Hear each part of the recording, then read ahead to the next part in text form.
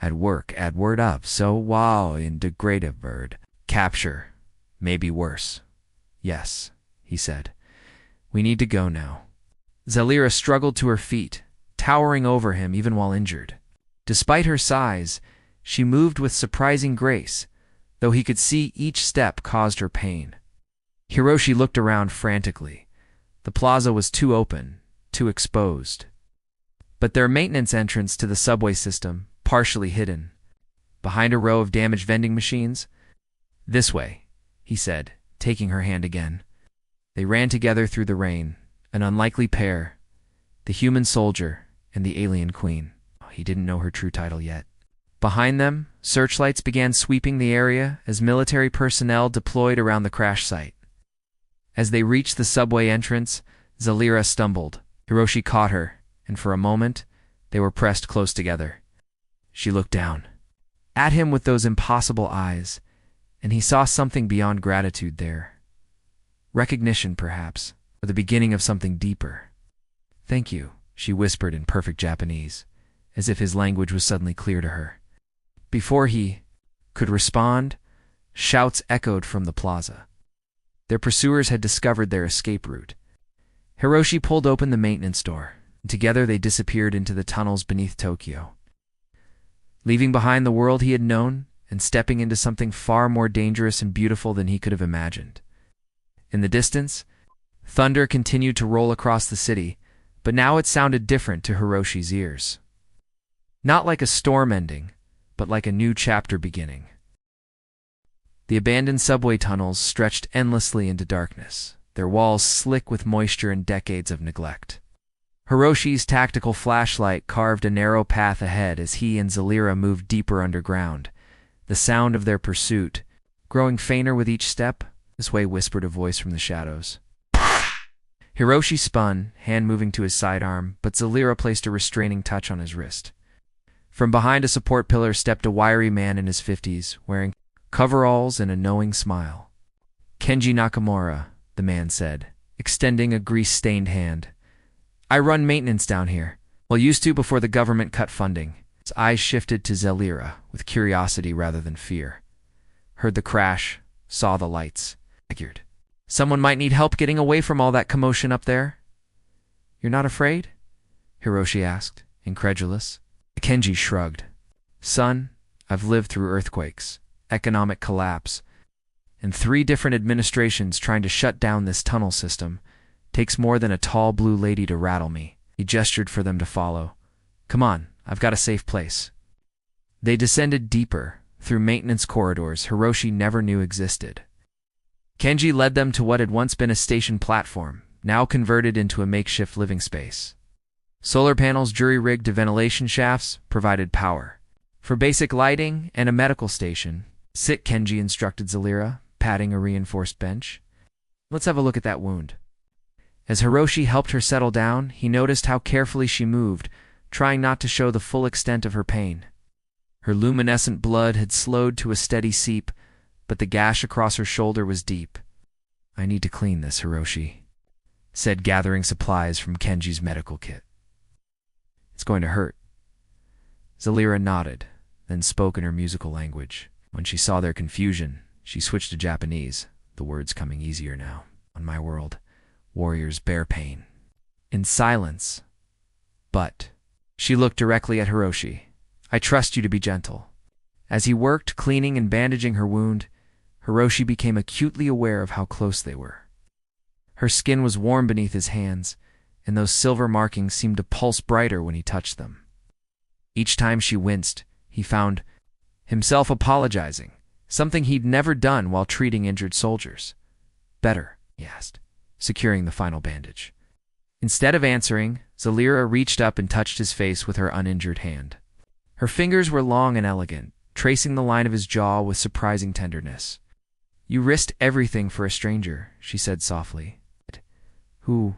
Why? Hiroshi leaned into her touch without thinking. Because it was right, because you needed help. He paused, meeting her gaze. Because when I looked at you, I didn't see an alien.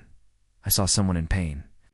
The moment stretched between them, charged with possibility, until Kenji cleared his throat from across the platform. Not to interrupt, he said dryly, but maybe the lady should tell us exactly what kind of heat you've brought down on our heads. Zalira's expression grew serious. She stood, her full height imposing, even in the underground space, and began to speak. I am Zalira of the Valthian Empire. What you would call... a queen. She gestured to the silver markings on her skin. Marks show my royal bloodline. My people have ruled star systems for millennia, but our council has grown corrupt. They seek endless war for profit and power. Hiroshi stared at her, processing the revelation. Your royalty. I was, she said bitterly. I posed there.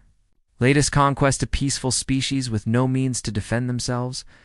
The council branded me a traitor. My own guards shot down my ship as I fled. And now they'll send hunters, Kenji said grimly. Bounty hunters, military forces, anyone who wants the reward for capturing a rogue queen. Zalira nodded.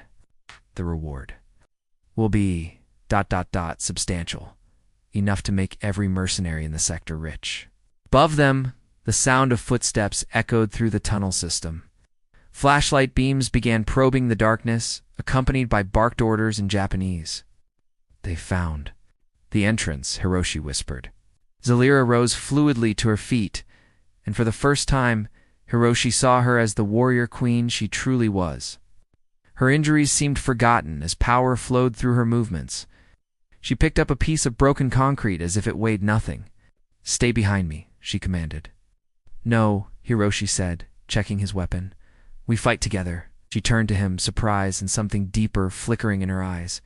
Together? Together, he confirmed. The first government agents appeared. At the tunnel mouth, their tactical lights cutting through the darkness. They shouted commands to surrender, but Zalira responded by hurling the concrete chunk with devastating accuracy. The impact sent the agents tumbling backward into their companions. As chaos erupted in the tunnel, Hiroshi found himself fighting beside an alien queen who moved like liquid lightning, protecting a man she'd known for barely hours. In that moment, surrounded by danger and united in purpose, something profound shifted between them. They were no longer strangers who had helped each other escape. They were partners, bound by choice and forged by fire. And the real battle was just beginning. The government forces regrouped quickly, their tactical training evident as they advanced through the tunnel system with military precision. Agent Fumiko Sato led the charge, her sharp eyes scanning every shadow as she coordinated the search. Thermal imaging shows 3 heat signatures in the old station platform, she reported into her radio. One significantly larger than human normal. Target confirmed. Hiroshi pressed himself against the tunnel wall, Zalira beside him in the UA. Narrow maintenance corridor, where they'd taken refuge. Her breathing was controlled, but he could sense her tension, like a coiled spring, ready to unleash devastating force. We can't stay here, he whispered. No, she agreed, but we cannot run forever either. On my world, we have a saying. A queen who only flees is no queen at all. Before Hiroshi could respond, the wall beside them exploded inward. Through the breach stepped something that made even Zalira take a step back. It was vaguely humanoid, but covered in chitinous armor that gleamed like black metal. Multiple eyes glowed red in its elongated skull, and when it spoke, its voice was like grinding stone. Queen Zalira of Valtos, it hissed in accented Japanese. The Drek finds you at last. The bounty on your head will buy me a moon. Zalira snarled, silver markings flaring bright with anger. I should have known the council would hire scum like you. The alien bounty hunter raised a weapon that hummed with energy. Surrender now, and I promise the human dies quickly. Never, Zalira said, stepping protectively in front of Hiroshi. The battle erupted in the confined space with explosive violence. Drek's energy weapon carved molten gouges in the concrete walls as Zalira twisted away with inhuman grace. She grabbed a broken pipe and wielded it like a staff. Her movements flowing between martial arts forms that seemed to dance with lethal beauty. Hiroshi had never seen anything like it. Despite her size, she moved with fluid precision, each strike calculated for maximum effect. When Drek's claws raked across her arm, she barely flinched. Using the momentum to drive her improvised weapon into his chest armor, But the bounty hunter was skilled too and desperate. He triggered some kind of sonic weapon that sent Zelira to her knees, hands pressed to her head in agony. As Drek raised his weapon for the killing blow, Hiroshi moved. His military training took over. He emptied his clip into the creature's back, each shot precise and devastating. Drek spun toward him with a roar of rage, but Zelira had recovered. As she surged upward, her hands closing around the bounty hunter's throat. "You threaten what is mine," she growled, and with a sharp twist ended the threat permanently. "Aye, inai." Sudden silence. They stood breathing heavily, adrenaline coursing through their systems. Agent Sato's voice echoed from the tunnels, calling for backup and reporting shots fired. "We need to move," Hiroshi said, but when he turned to Zelira, she was staring at him with an expression he couldn't read. "You fought for me," she said quietly. "You could have run when the hunter appeared. I told you, we fight together." She moved closer, her towering form somehow not intimidating in the narrow space. "On my world, when a warrior stands beside a queen in battle, it means something. It creates a bond." "What kind of bond?" Hiroshi asked, though something in his chest already knew the answer. Instead of speaking, Zelira cupped his face in her hands and leaned down. Her lips met his, and the kiss was electric. Literally those.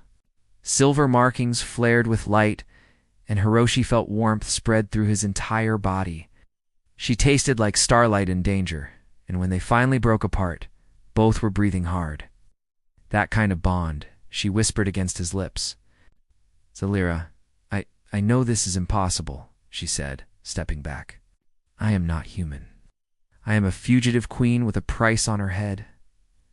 I bring nothing but danger." Hiroshi reached for her hand, intertwining their fingers. "You brought yourself. That's enough." The sound of approaching footsteps forced them apart. They had to keep moving, keep running, but something fundamental had changed between them. The desperate escape had become something more, a choice to stand together against impossible odds. As they slipped deeper into the tunnel system, Zelira spoke quietly about her past, how she'd been raised to be a weapon, but had chosen to be a protector instead. How the Council had seen her growing influence with the younger generation as a threat to their war profits. "They want to turn our people into a plague upon the galaxy," she said as they climbed through a maintenance shaft. "Endless conquest. Endless suffering. I thought I could change things from within." "What changed your mind?" Her expression darkened. "They ordered me to execute the children of a conquered world, to ensure the next generation could never rise against us." Looked at him with fierce intensity. "I killed my own soldiers instead." Hiroshi understood then what kind of person he'd chosen to protect. Not just an alien queen, but someone who would sacrifice everything rather than compromise her principles.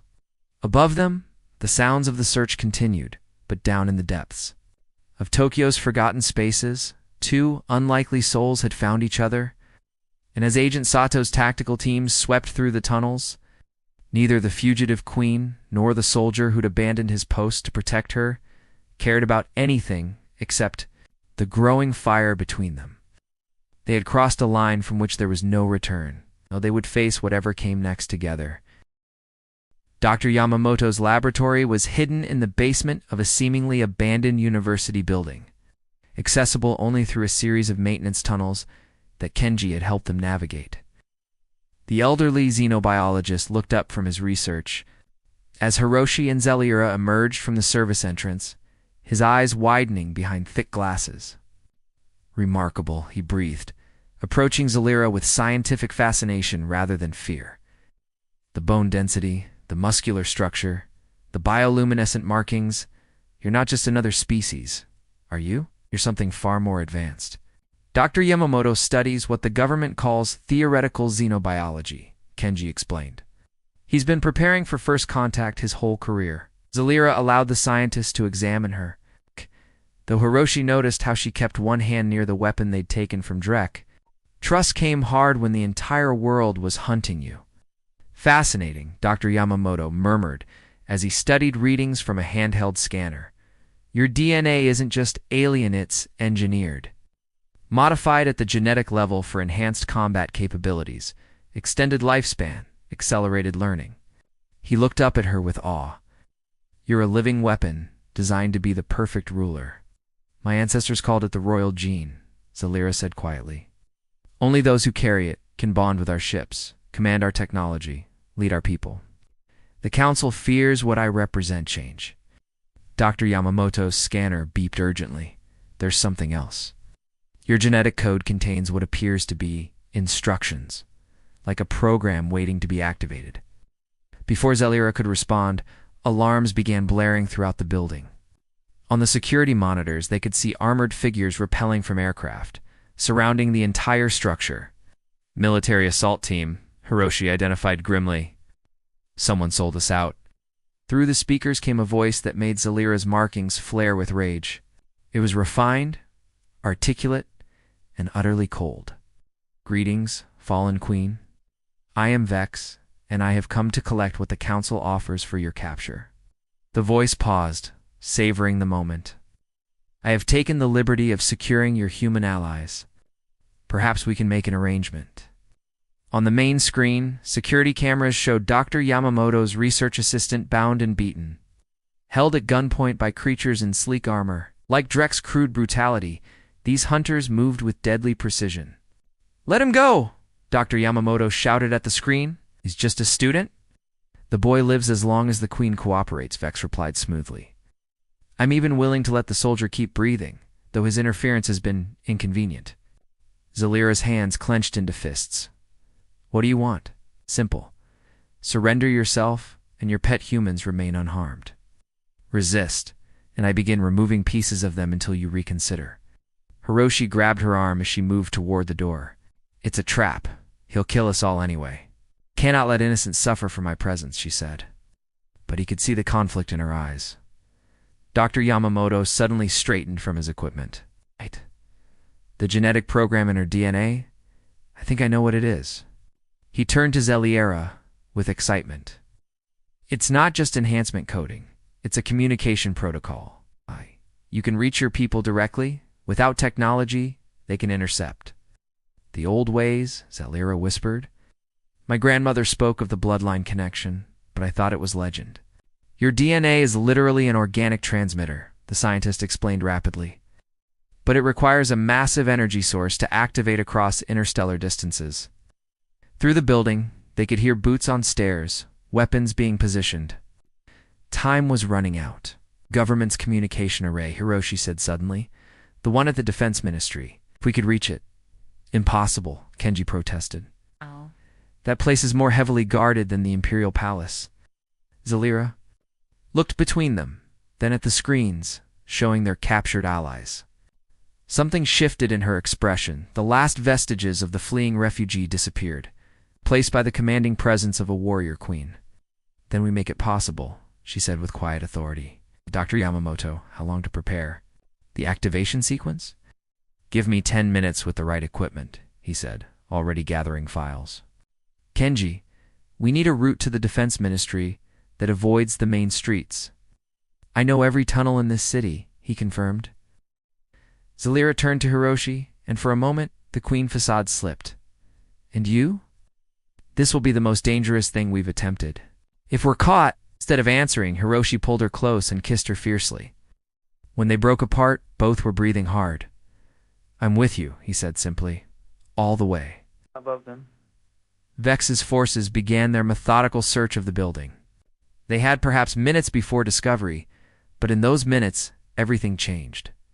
This was no longer just about escape or survival.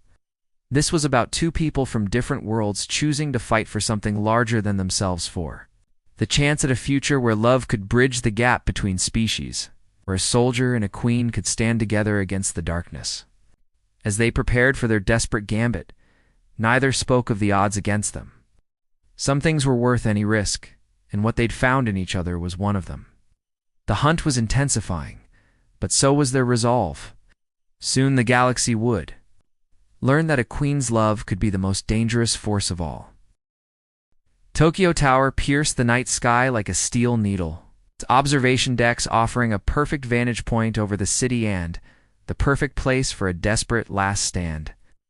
The government's emergency communication array had been relocated, Thereafter, the main facility was damaged in the initial chaos of Zalira's arrival.